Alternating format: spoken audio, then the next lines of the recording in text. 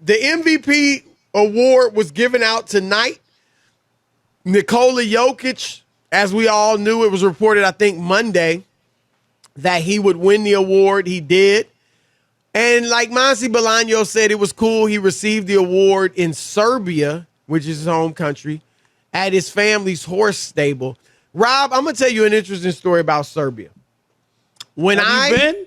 Yes, believe it or not. Wow. When I went over, I was writing for ESPN the magazine, and you remember Brandon Jennings, the high kid that from high school. Yes, absolutely. And he went to right out of high school. He went to play in Italy. Remember, because there were some issues with his SAT scores, and he wasn't going to be able to play at Arizona, so he went to Italy for a year. And I went and did a story on him. I spent like a month over there with him. Great access and everything. So I'm with him and the team. For and, a month? I went twice. So the first one was for about 2 weeks, and I think the second trip was a week or two. But I mean, I was hanging out with his family, his mom and little brother over there. Like the access was crazy, Rob. But it was fun. But anyway, each team has a few Americans, right? There's a limit on how many Americans, and they had, I don't know, 2 or 3 other Americans, and they were African Americans, and so. One of them, they had a game in Rome, in Serbia, right? And the first funny part about it, Rob, was I ended up flying on the same plane as the team, right? All right. And so it's different in Europe. It don't have all the benefits that the players have here. So they were flying, obviously, a commercial flight. Right. Yep. So I'm on the flight, and I get on the flight, and I'm first class. And so I'm like alone in first class. It might be one other person there, right? I get up to go use the restroom during the flight, and the whole team is back in coach. They're like the only ones, but they're all sitting there in coach, and they're looking at me like I'm first class and all this. But that's totally the reverse, obviously, of the NBA, right? Right. So there was that. But one of the African-American players, Rob, told me, because we had been to a couple of countries, and he said in Serbia, he said, you're going to like Serbia.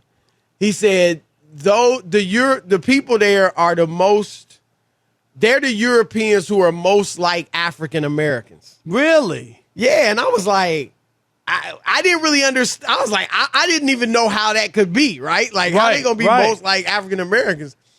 And when I got there, though, I understood what he was saying, because Serbia is not a third world country, maybe second world. It's not like you go to London, Paris, Rome, all those cosmopolitan ancient cities, and, everything is really nice, or a lot of it. Serbia, man, it was like, here's how I describe it. Well, you know what, Rob? It was kind of like going to inner city Detroit or something. I knew you were going to say or Detroit. Youngstown. Yeah, well, I said Detroit because of you, but I'm thinking Youngstown, Ohio.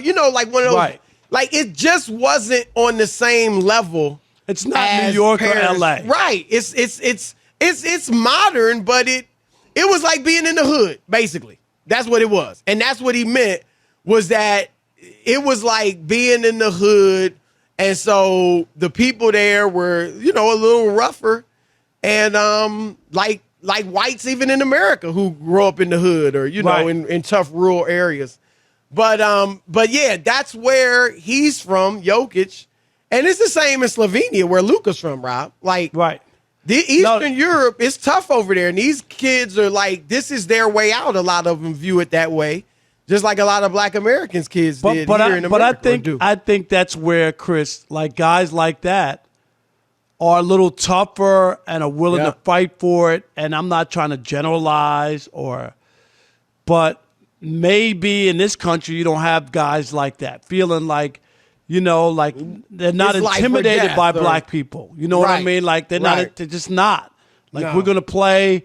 I'm gonna be physical. I'm gonna do what I got to do to score the basketball. And I think that's why you see players like from those regions. And even in boxing, the Klitschko brothers, a lot of, not all of them, because Fury's from Britain, Tyson Fury, but a lot of them came from Eastern Europe. A lot of these great European fighters, And so, yeah, I agree with you on that. But anyway, Rob, he got the MVP, Jokic. We know it was a controversial situation because Embiid thought he should have gotten it. And he didn't play well. So he found out officially, Rob, yesterday before the game. Or I shouldn't say that, but the news came out Monday. This is his first game out Monday, since right, kind of finding out, right. And he didn't play well. 17 points, 5 rebounds, only took 12 shots, only got to the line 3 times. And they got blown out by 35 points in a game 5. And Charles Barkley brought up the notion that he thinks Embiid was deflated and distracted by the fact that he didn't win the MVP award. Here's Barkley. Joel was so distracted by his MVP stuff. He came out with no energy, distracted, and the rest of the team followed. He wasn't aggressive. I don't mind you guys having a bad game. He was shooting fadeaway jumpers. He shot a 3. He wasn't aggressive. I'm trying to figure. He only shot the ball 12 times. But 7 out of 12. Because remember, he started playing he actually made some plays in the second half, but the game was out of control. He was distracted. The other players, they're going to follow him, just like they did in Philly when they won the last 2 games. And he was out. He was just out of it. And, man, I feel bad because he's a great kid, but sometimes things happen that bother you. Yeah, I mean, I think he could take that approach or think that that's what it was. But Charles didn't mix in at all that he was playing with an injury. And Chris, he got hurt. He got hit in that game, didn't he? He got hit. I think it was the second quarter. I'm not saying it was like the end of what you call, but he did. But he wasn't 100%. So I'm going to cut him a little slack. I don't know. I mean, Charles is that's him being an analyst and trying to figure it out, and that's his right. But I don't know if he really knows for sure that it was about the MVP. You know what I mean? Like you're taking a guess. You can't know for sure. You can't know if he's thinking about it. He doesn't play well, so I guess if he played really well, Chris, he could say he was trying to prove to people that they got it wrong. Do you know what I mean? Well, Rob, see, and look, like you said, I don't know what I don't know. I'm not going to totally dismiss what Barkley said, right, as a possibility. I was on with Skip and Shannon on Undisputed today, and they both agreed with Barkley. They thought he was distracted. His body language was odd. He did seem a little deflated, but, you don't know what that was. But I do think this, Rob, because Embiid answered the question about it, and he said, look, I knew this was happening a few weeks ago when I read the ESPN article that you and I read as well, and they polled a lot of media, and it looked like Jokic was going to win, and that came to be the case, Rob. It was very close to the actual vote, that poll. But here's what I say, Rob. It's one thing to have a feeling about something and think that's going to happen, but when you know for sure, right? When you really encounter it and it's a certainty now, it's not speculation, it's not, this is probably what's going to happen. That's different. It'd be like, and I don't know, I won't even use you, but I'm saying like if a guy's ex-wife, he heard she was getting married again, right? You hear, okay, fine, whatever. But maybe it feels different once you see her or they actually go through and have the wedding and then you see them together. You know what I mean? Like maybe it feels a little different, It would feel the same way for me, but I know what you mean. I definitely. But you know what I'm saying? Right. That's why I said it might not be you, but. I drive her to the church myself, you know what I mean, to make sure she gets there. I'm just saying. Look at you. All right, but here's what I'll say, Rob. I would have thought, and I think you and I may have even talked about it, if there was any emotion that not winning MVP brought, I would have thought it would have brought motivation. Remember Olajuwon when David Robinson won it and Hakeem thought he should have won it? He destroyed Robinson in that playoffs. Like, I would have thought it would have motivated you. And look, Joel Embiid was my pick up until the final few weeks of the season. He is a great player. There's no doubt about it. He had a great year, right? Yeah, and he's great. He's going to be an all-time great player. But I do see some things, Rob, that just make me, wonder. I feel like there's some deficiencies. I don't know how great he is in the clutch. Does he really totally take the bull by the horns and just say, get on my back? often enough. I don't really see that yet. Maybe he'll develop it, or maybe I just haven't seen it. I think there's been that's why I didn't vote for him. Because there are a few big moments against Denver, against Milwaukee, when Jokic and Giannis stepped up and he really didn't in the clutch. So I'm not going to totally put that on him yet. He's still young, but I just want to see more. I just would have liked to have seen him come out ticked off last night and, put his stamp on the game. Maybe he could have, Chris, if he was, and I'm not making excuses, but if he was fully healthy and he turned into stinker in that moment or that game, then maybe I would feel a little bit more like that. But he wasn't 100%,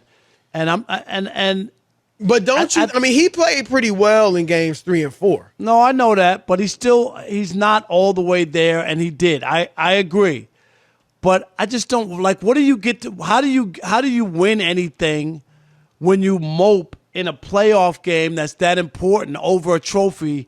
That, you know what I'm saying? Like, to me, that you're really validating people on why they don't think you're MVP material. To me, so it sounds like you're saying, if he was indeed moping, it would have been almost for sympathy.